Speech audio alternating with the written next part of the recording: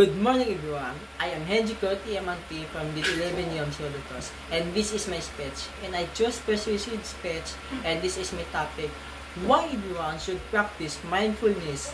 And imagine this, you're sitting in class, but instead of paying attention, your mind is racing thinking about the homework still need to finish, and the text message you forgot to reply to, and that argument you had with a friend. Sounds familiar, right? And we live in a world where distractions are everywhere, and it feels like we're constantly stressed. But what if I told you that practicing mindfulness, even for just a few minutes a day, could help you manage all that stress and live a happier, more focused life?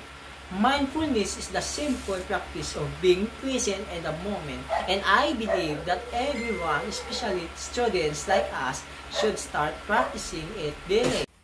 And details, reduce stress. Studies show that mindfulness can lower stress levels. When you take a few moments to focus on your breathing or your surroundings, give your brain a break from all the worrying.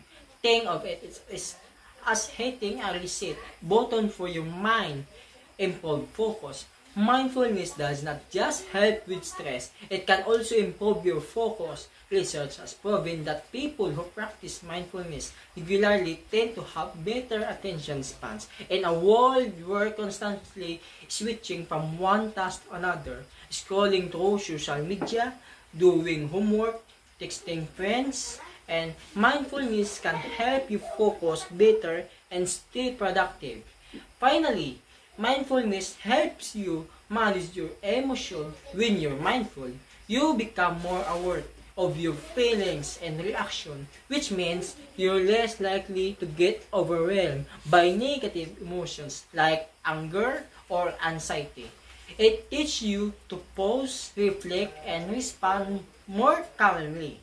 And so, why not give mindfulness a try? It does not take much. Just 5 minutes a day could make a huge difference in how you handle stress, stay focused, and feel overall. And whether it's before school, during a study, break, or before bed, you owe it to yourself to take care of your mind. Start practicing mindfulness today, and you will thank yourself tomorrow. And that's all. Thank you.